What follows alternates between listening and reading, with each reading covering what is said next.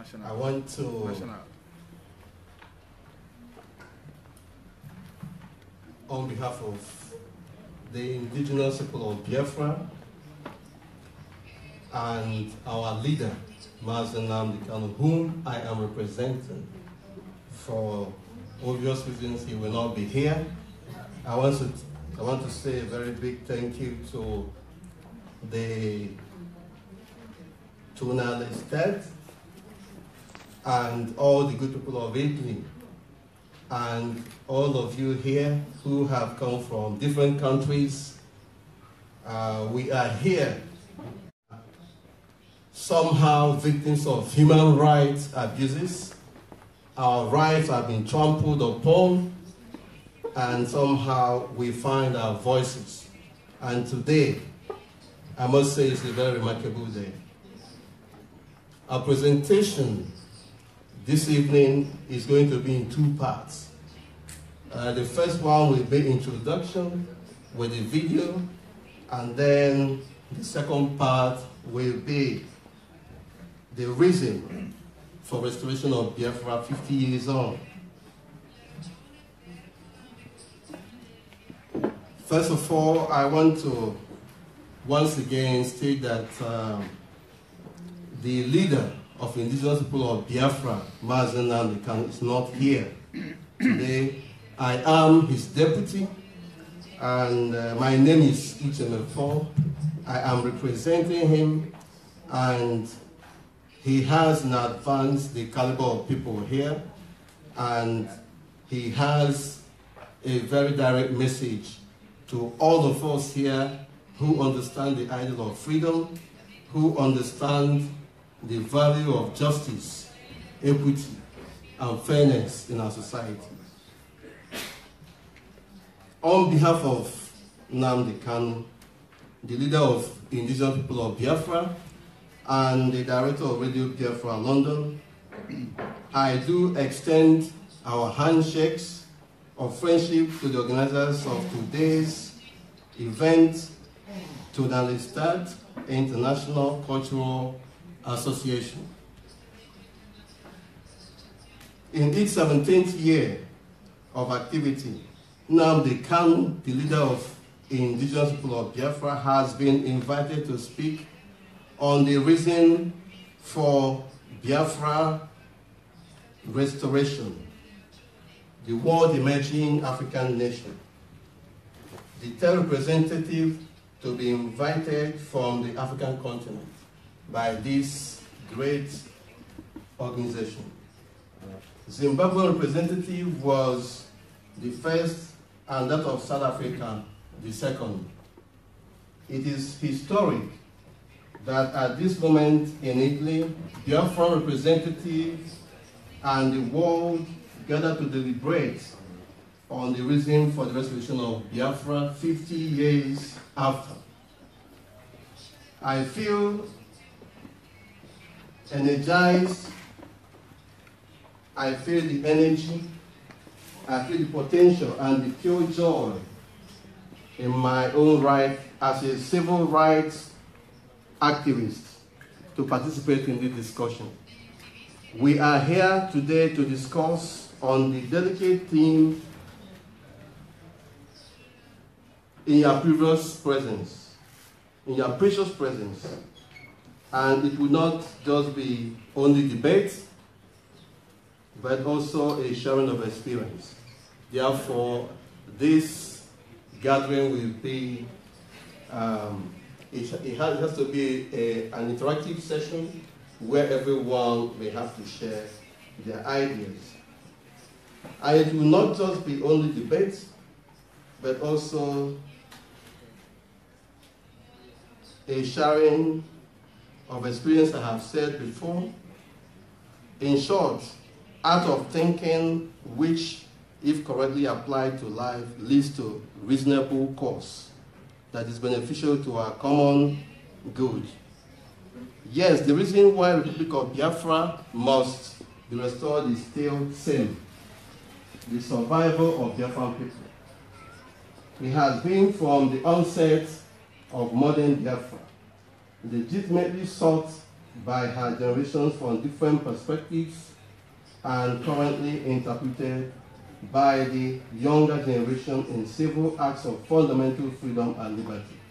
On 30th of May 1967, the indigenous people of Biafra then tagged Eastern Nigeria through her consultative assembly unanimously triggered her right to self-determination.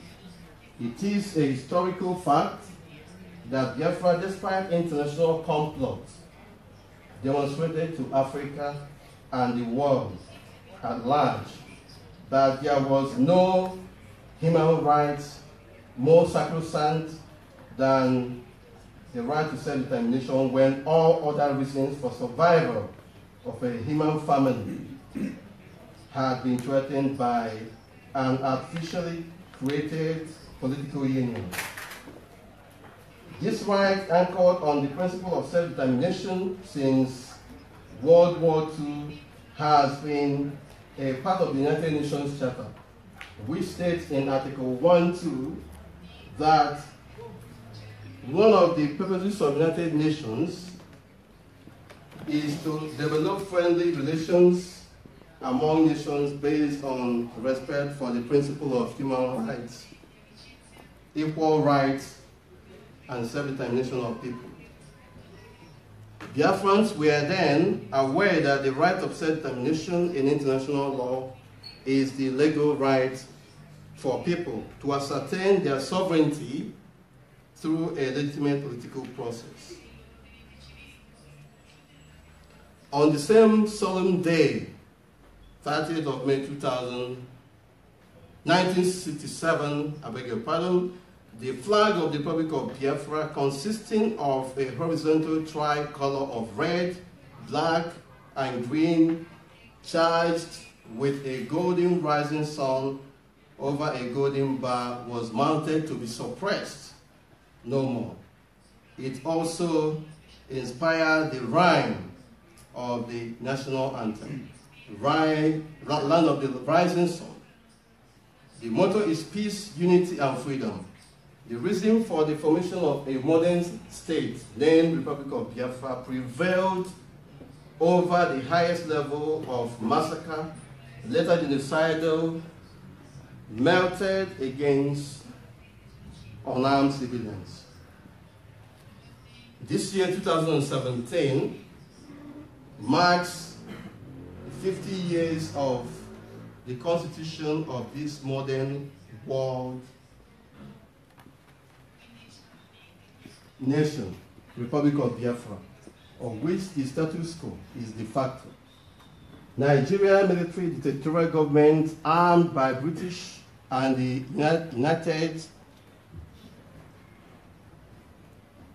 Union of Soviet Socialist Republic, the then USSR, in prey of the natural resources of Biafra and the collaboration of the North African Muslim Brotherhood in the initial upsurge of Islamic jihadism.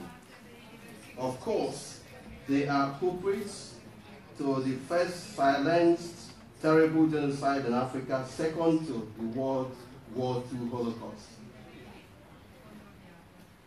The emergence of the new Biafran leadership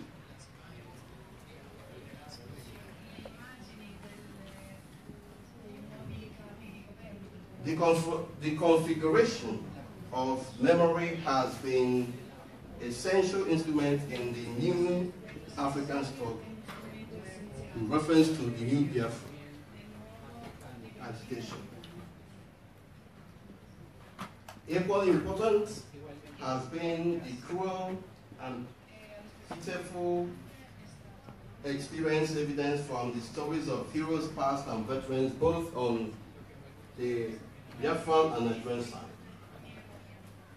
Biafran veterans overwhelmingly are confirming that Biafran restoration is highly achievable and a must as IPOB, the indigenous people of Biafra, moves to hold her flag high.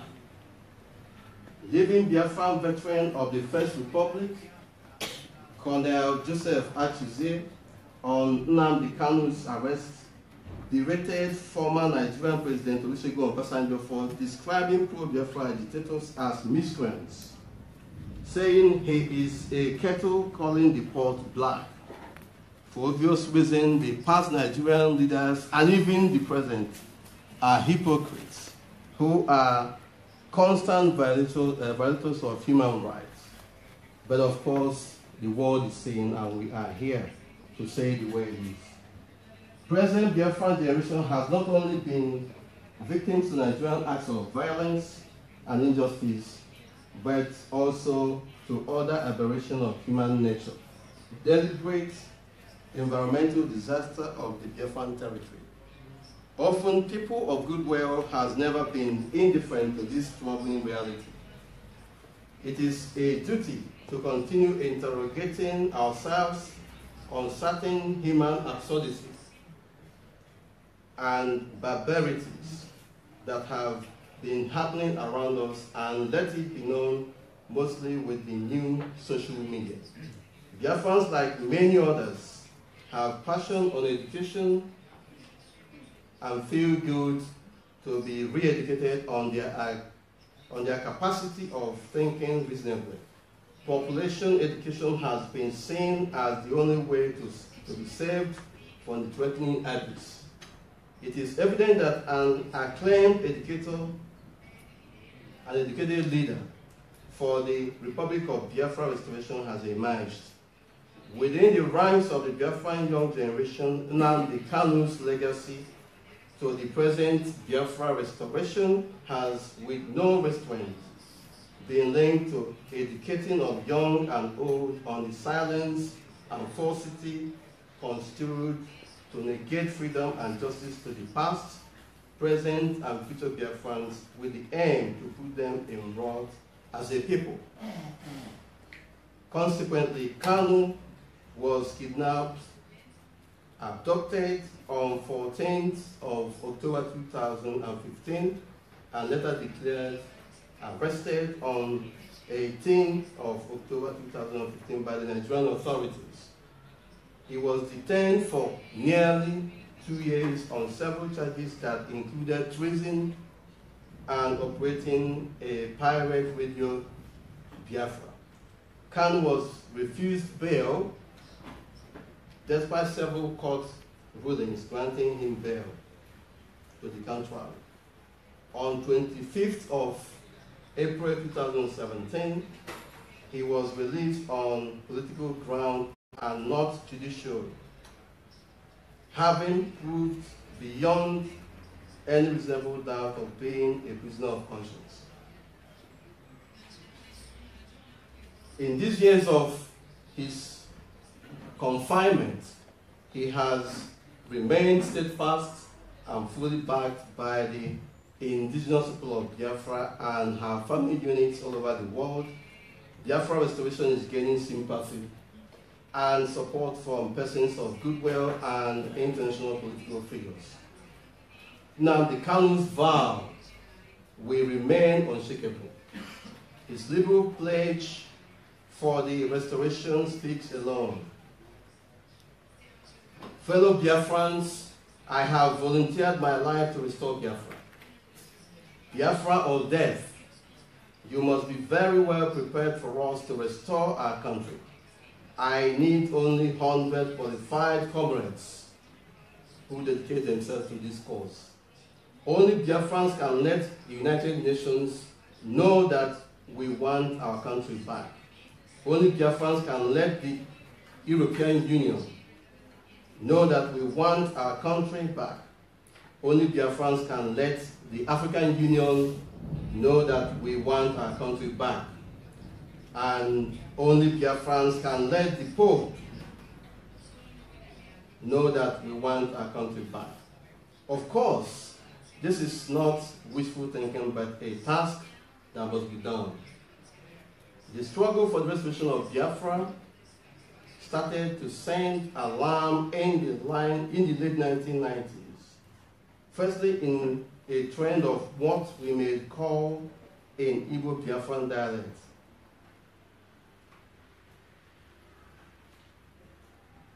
Odike, survival of the fittest.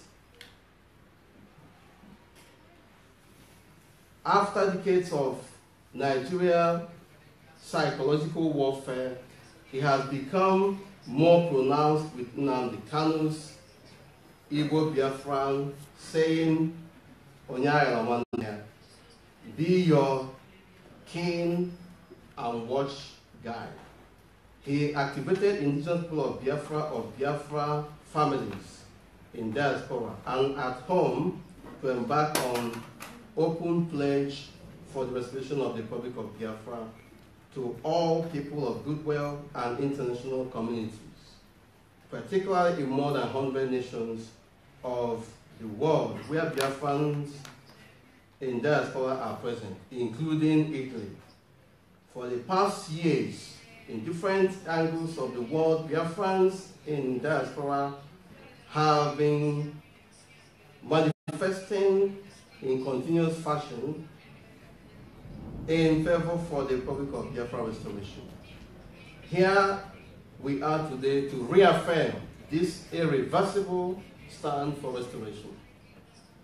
The strength of reason remains the major force in our struggle. We love our leader, Nnamdi Kanu, for educating us to realize again the reasons for our existence.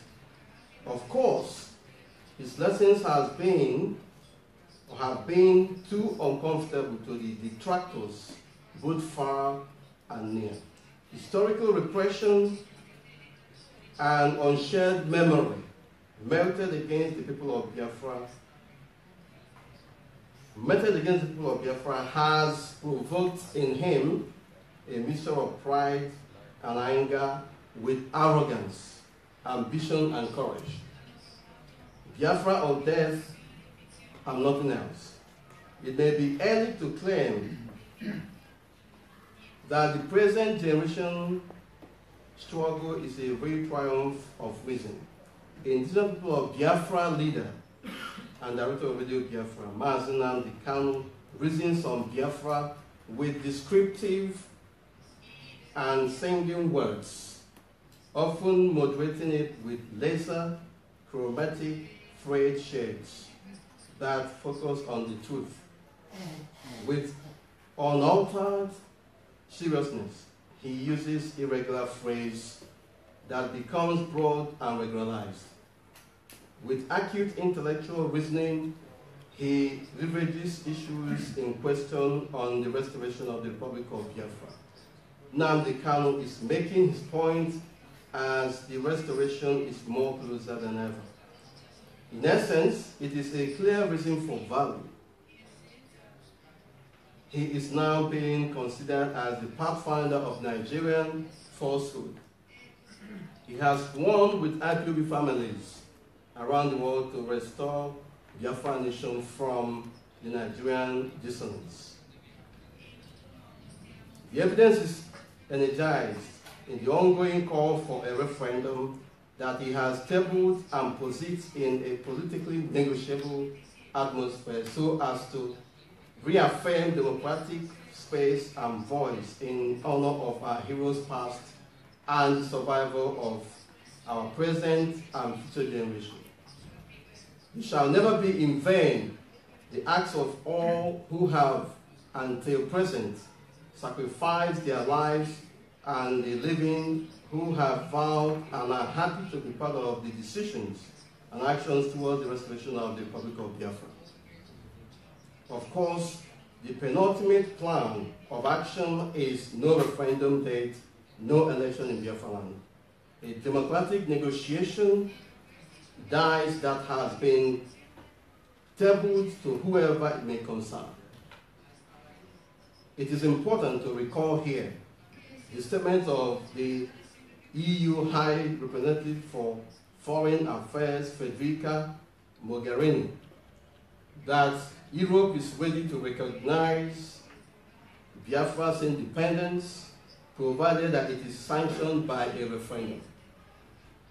The facto state of Biafra remains the status quo while Biafra young generation has resolved to restore indigenous status. Biafra instrument of surrender with Nigeria was done under genocidal duress. It was not done willingly. It was done under enormous pressure, unimaginable in life. We are determined to challenge this injustice with every legitimate means. Legal luminary Jonathan Levy has said it all. Biafra declared independence on 30th of May 1967 and was forcibly terminated on 12 January 1970 through military conquest by Nigeria after a genocide of 1 million people. Biafra was diplomatically recognized by 5 diverse nations: Tanzania, Zambia, Ivory Coast, Gabon, and Haiti. Others like the Holy See and some international governmental organizations maintained informal relations with Biafra government.